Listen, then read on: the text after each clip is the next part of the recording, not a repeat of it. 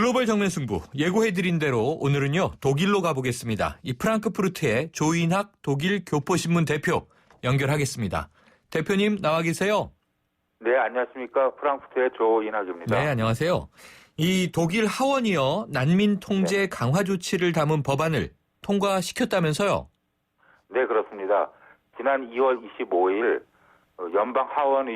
연방하원격인 분데스타그에서는 이 난민 유입 감축을 위해서 그 통제를 강화하는 난민 법안을 처리했습니다. 네.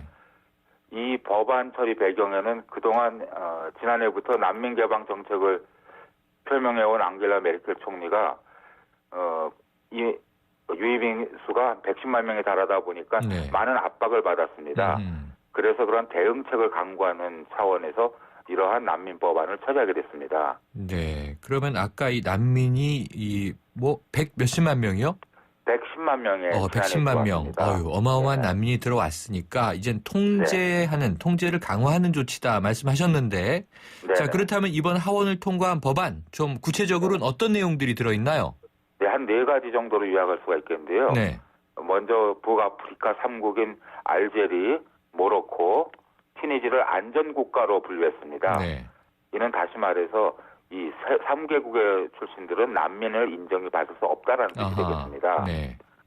네, 그리고 두 번째로는 이 난민들이 앞으로 2년 동안은 가족을 괴로울 수 없도록 규정을 했습니다. 네. 그동안은 난민으로 들어오면은 그 미성년 가족들은 자동적으로 초청이 가능했었는데요. 네. 그것을 봉쇄했습니다. 아하. 그리고 이제 세 번째로는 이 난민 판명이 그동안 한 달, 2달 걸려서 참 어려움이 많았는데 3주 안에 난민 판정을 받든지 그렇지 않으면 송환을 한다든지 이렇게 빨리 처리하게 됐습니다. 네. 그리고 이제 마지막으로는 지난 연말에 쾰른에서 벌어진 집단 성범죄 사건 이후에 앞으로 이 난민 출신들이 성범죄 등에 얽혀서 1년 이상 형을 선고를 받을 경우에는 바로 추방이 된다. 네. 이러한 내용이었습니다. 아하.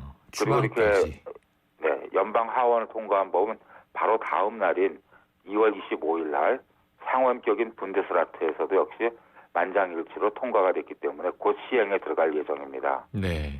그렇다면 그동안 이 지난해에 메르켈 총리가 계속 추진해 오던 난민을 좀 많이 받아들이고 이들을 정착시키기 위한 노력들은 다소 좀 후퇴하는 분위기인가요?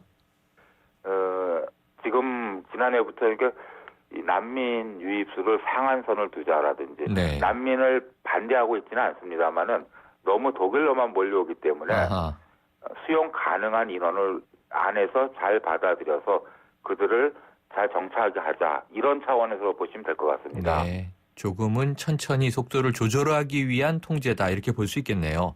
네. 네, 대표님 그런데요. 이 지난해 독일로 유입된 난민 가운데 이 13%가 등록 이후에 행방불명된 상태다. 이 13%가 행불이면 아까 110만 명 들어왔다고 했으니까 굉장히 많은 수인데 이건 무슨 내용입니까? 한 14만 명 정도 되겠습니다. 네네. 네. 어떤 내용인가요? 네. 지난 2월 26일 일간지를 통해서 발표가 됐는데요. 지난해 독일로 유입된 난민 가운데 약 13%인 14만 명 선이 현재 소재를 알 수 없는 상황이다. 라고 지금 내무부가 발표를 했습니다. 근데 그럼 이들이 어떻게 14만 명이라는 숫자가 소재를 알 수 없는가? 이 독일 언론이라든지 내무부 당국에서 추정은 일단 이들이 독일을 거쳐서 제3국으로 이동하지 않았을까 하는 것이 추정이 가능하고요. 두 번째로는 이 독일 난민 정책에 관련 문제인데요. 이 독일 정부에서는 난민들을 여러 주, 여러 각 소도시에 분산하고 있습니다. 그러다 보니까 작은 마을에 이 난민 수용소들이 지어지고 있고요. 그런 데에서는 일자리를 구하기가 상당히 어렵습니다. 그러다 보니까 난민으로 들어와서 난민증을 받은 난민들이 이 일자리를 위해서 주변 중소도시로 나가서 일자리를 구하면은 그 난민 거주지 돌아오지 않는 경우가 많습니다. 그러한 이유가 있을 것 같고요. 또 세 번째로 거론되고 있는 거는 이 미성년자들, 17세 미만 미성년자들이 18세가 되면 다시 한번 이 심사를 받아야 됩니다. 성인이 되기 때문에 그 심사를 피하려고 의도적으로 그 난민촌을 벗어난 것은 아닌가 이렇게 분석들을 하고 있습니다. 그렇군요. 그런 이 통제가 잘 되지 않는 문제도 조금 이제 우려는 있겠습니다. 요거 한번 네, 궁금해서 여쭤볼게요, 대표님.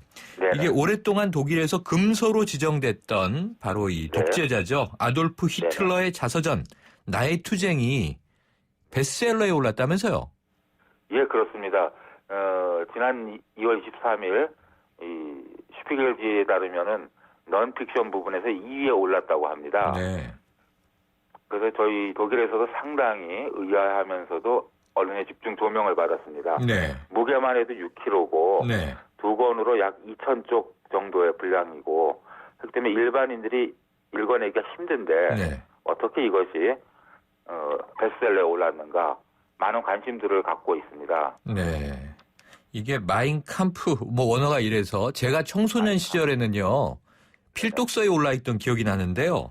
이 독일은 네. 또 분위기가 다를 텐데 일반 독일인들의 반응은 어떤가요? 반응은 두 가지로 나뉘고 있습니다. 찬성하는 경우는 네. 이제 70년이 지났고요. 또 2차 세전의 그 체제는 이미 끝났기 때문에 어떤 교훈 내지는 이러한 일은 있으면 더 이상 안 된다라는 교훈적인 차원에서 이제는 금수에서 풀려야 되는 거 아닌가 네. 하는 긍정적인 반응이 있고요.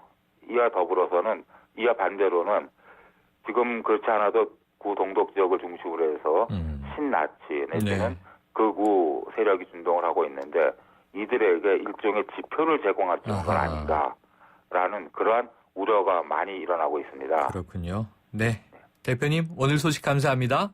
네, 감사합니다. 지금까지 독일 프랑크푸르트에서 조인학 독일 교포신문 대표였습니다.